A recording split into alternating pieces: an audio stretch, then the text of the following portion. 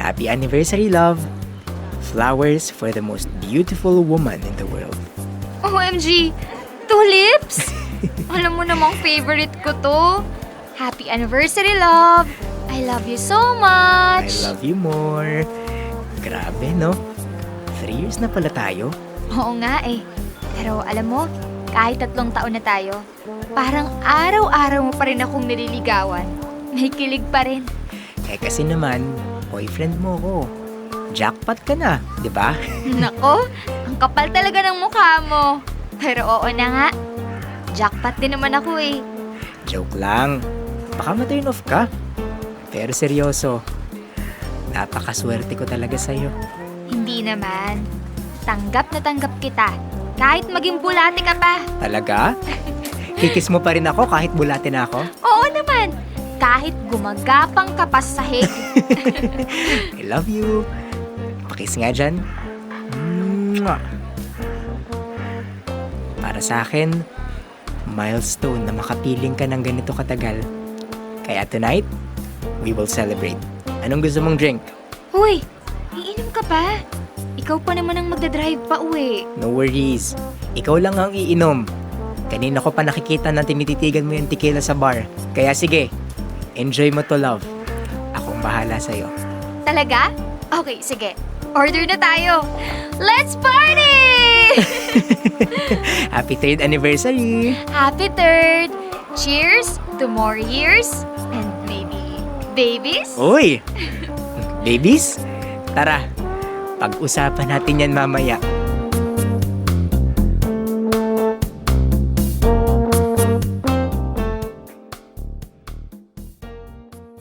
Grabe, love. Wala na akong makita. Patrick! Asan ka? Patrick! Nasaan ang pinakamamahal kong Patrick? Kasama mo na naman ba yung kabit mong si SpongeBob? Love, dahan-dahan naman. Lasing na lasing ka na, oh. Baka matapilok ka niyan. Umamin ka! Kasama mo siya, no? Sino? Yung kabit mong square pants! Ha? Anong kabit? Ang corny mo talaga. Sagutin mo muna ako. Hmm, Love mo ba talaga ako? sus naman. Mahal na mahal. Sobra. Wala nang iba kundi ikaw lang. Kaya halika na. Palitan na natin yung pawisan mong damit. Sige, hubarin mo. Hubaran mo ako, please. Aray, dahan-dahan lang, love. Huwag mo naman akong kalmutin. Kung mahal mo talaga ako, kiss mo ako. Yung matagal, yung may feelings. Eto na. Pero love, wag na muna, ha? Kailangan mo munang magpahinga. I-extend natin ang celebration. Magpa-fireworks tayo! Woo! Love, hindi ngayon. Hindi ito ang tamang oras kasi lasing ka. At gusto ko yung buo kang may pahintulot. Eh di sa susunod. Kapag ikaw naman ang lasing. Ang pilya mo talaga. Pero seryoso, gusto ko na maalala mo ang lahat kapag ka dumating ang moment na yon. Deserve mo ng respeto. Okay, fine. Pero, yakapin mo muna ako. Gusto ko lang maramdaman na mahal mo ako. Halika, yakap lang ha. Ikaw talaga, ang kulit-kulit mo. Pero kahit ganyan na lasing ka, mahal na mahal pa rin kita. Ayan, bagsak na. Good night, love.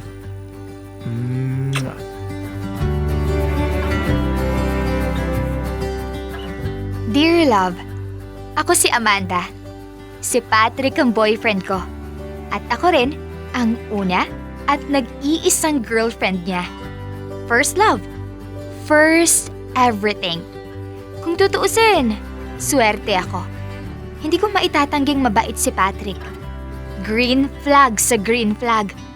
Maalaga, masipag, responsable, at higit sa lahat, loyal. 3 taon na kaming magkasama. At sa loob ng 3 taon na yon, masasabi kong naging maayos ang relasyon namin. Wala kaming mabigat na away. Walang cheating, walang third party. Kung may problema man, napag-uusapan. Naayos. Pero sa kabila ng lahat ng yon, may isang bagay na matagal ko nang kinikimkim. Isang aspeto na hanggang ngayon, hindi pa rin namin matagumpayan. Si Patrick, hindi siya mahilig. Alam mo na, sa 3 taon naming magkasama, mabibilang ko lang sa 2 kamay ko kung ilang beses lang nangyari yun sa amin. At habang tumatagal, nararamdaman kong naiipon ang frustration sa loob ko. Hindi naman ako demanding. Hindi ko siya pinipilit. Pero bilang babae, bilang partner niya, may mga pangangailangan din ako.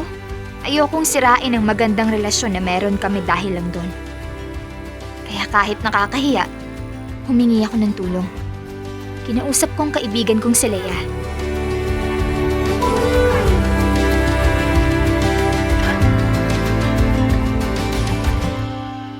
Amanda, girl, bakit dito tayo nagkape? Sabi ko sa'yo, di ba, gusto ko magpamasahe. Mas masarap magtsikahan habang minamasahe yung likod ko, no? Hindi ako marerelax doon, Leia. May iniisip kasi ako. Ay nako, ako nga masakit katawan ko ngayon eh. Yung jowa ko kasi, ginombag ako ng ginombag kagabi. Ay, walang awat girl ha. Parang wala nang bukas. Ngayon tuloy, hindi ko tuloy madiretso yung likod ko. Sakit-sakit. Sana all. Ha? Ano yan? Anong sana all? Hoy, kaka-anniversary nyo lang ha? Wala bang post-anniv, parang walang glue yung aura mo ngayon, girl, ha? Wala nga eh. Alam mo ba, nagpakalasing pa ako. Inisip ko baka naman samantalahin ako ni Patrick habang helpless ako. In a good way ha. Pero wala. Ang ending, binuhat ako sa kama, tinakpan ng kumot, tapos ang sabi pa, amoy alak ka, next time na lang. OMG, Amanda. Si Patrick maginoo nga, no? Pero kulang sa kawalang hayaan. Alam mo, minsan kailangan yun, no? Leia, may nangyayari naman sa amin. Pero sobrang dalang. Minsan ako pang nag-aaya. Nakakahiya pero naiisip ko na baka hindi ako enough. Baka hindi ako, alam mo na, sexually attractive. Hoy, huwag ka nag-iisip ng ganyan, Amanda, ha? Hindi dahil wala kayong ganap. Lagi. May kulang na sa'yo. Lalo na't first boyfriend mo si Patrick, ha? At ikaw rin ang first niya. Baka pareho lang kayong clueless, di ba nga? Trial and error yan. Anong gagawin ko, Leia? Ang hirap magpigil. Tapos hindi ko rin naman maipakita kay Patrick yung gigil ko. Hindi ko alam paano maging seductive. Hindi ko alam kung paano simulan.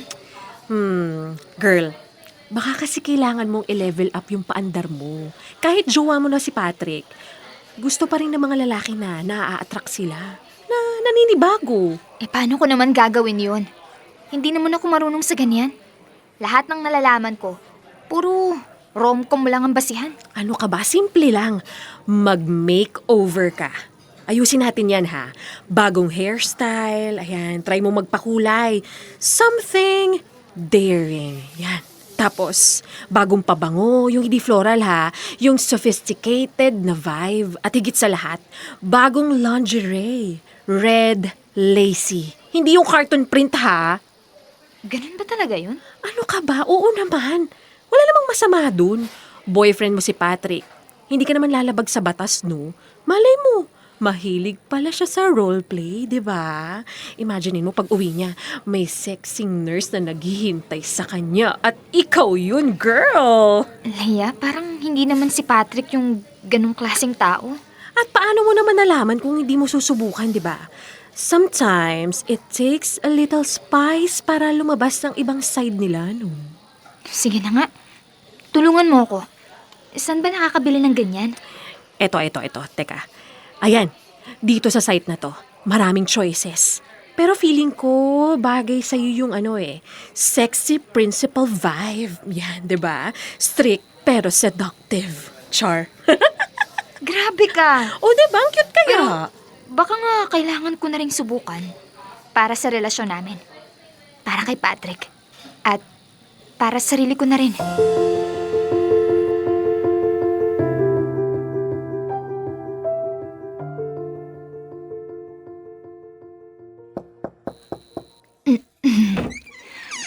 Hi, love.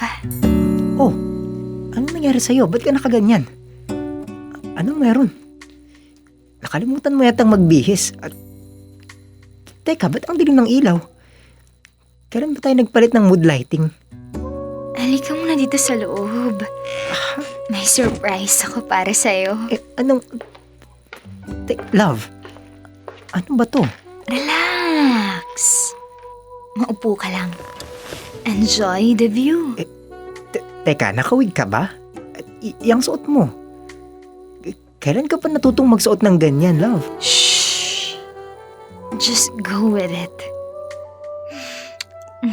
Sandali. Amanda, ano ba yung ginagawa mo sa sarili mo? Anong ibig mong sabihin? Para sa'yo to. Effort ko to. Para sa akin? Pero hindi ko naman hiningi yan ha. Hindi ko gusto na ganyan ka. Hindi ka na ba na-attract sa akin? Love, saan mo na naman nakuha yan? Si Leia na naman no. Sinabihan na kita na huwag kang makikinig sa kanya.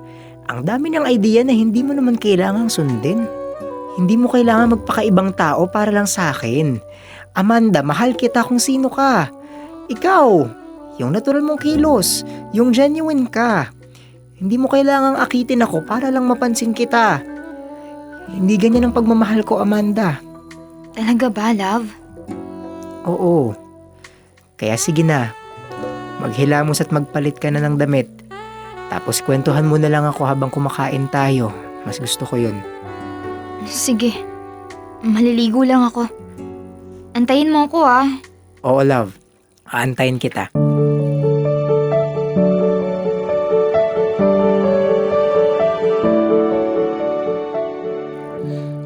Love! I'm ready! Tinulugan na naman ako. Ay, naku. Talo na naman tayo tonight.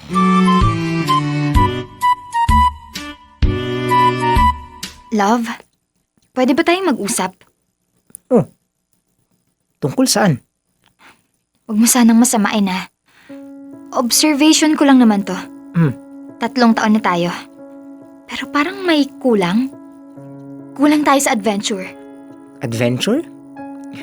Gusto mo bang mag-hiking? Scuba diving? Ganon? May mga kilala kong diver. Pwede ko silang kausapin para... Hindi, love. Hindi ganung adventure ang ibig kong sabihin. Anong klaseng adventure ba? Yung sa atin. Physical na aspeto ng relasyon. Alam mo yun? Intimacy. Pagiging adventurous sa kama. So... Feeling mo... Kulang tayo doon? Hindi ko naman sinasabing kulang ka. Pero hindi mo ba napapansin? Parang hindi natin masyadong binibigyang pansin yung bahagi na yun ng relasyon natin.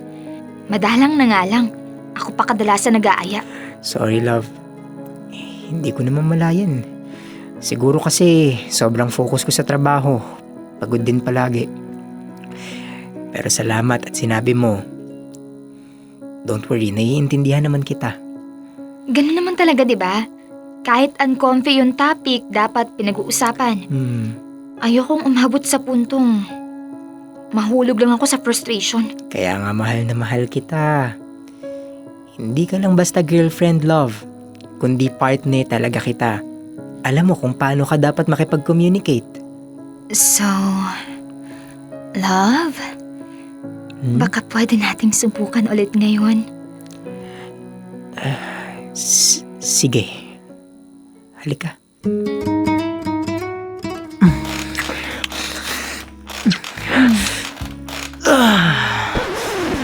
Tapos na? Sorry, love. Pagod lang talaga ako ngayon. Okay. Halika na. Tulog na tayo. Good night. Love you. I love you too.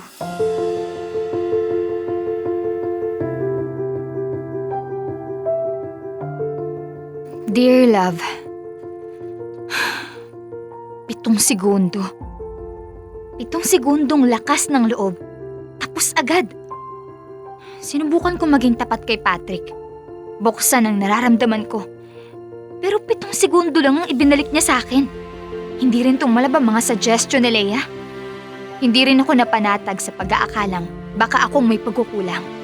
Pero ngayon malinaw na. Hindi ako ang problema. Sa puntong ito ng relasyon, 3 taon na kami. Pero parang ako pa rin ang mag-isa sa pangangailangan ko.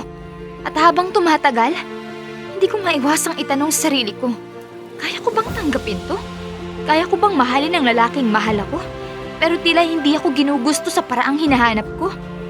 Mahalaga si Patrick sa akin. Mahal ko siya. Pero sapat ba ang pagmamahal kung may kulang na hindi ko kayang ipikit na lang ang mata ko? O kailangan ko lang bang maghintay? Tiyagain? Ipagpatuloy ang pagtitiis? Hindi ko alam. Ang malinaw lang sa akin ngayon, hindi pa tapos ang kwento namin. At hindi ko rin alam kung anong klaseng ending ang darating.